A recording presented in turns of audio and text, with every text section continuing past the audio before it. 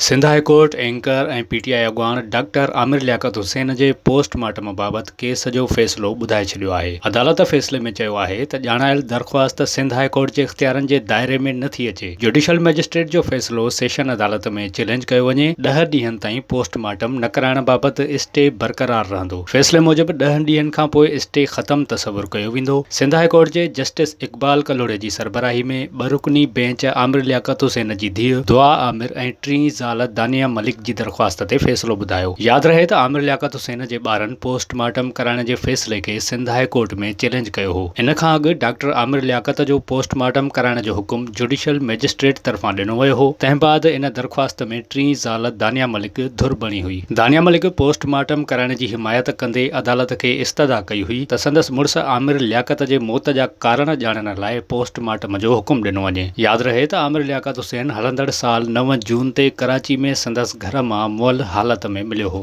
visit कयो अवामी आवाज़ मीडिया ग्रुप जी वेबसाइट awamiawaz.pk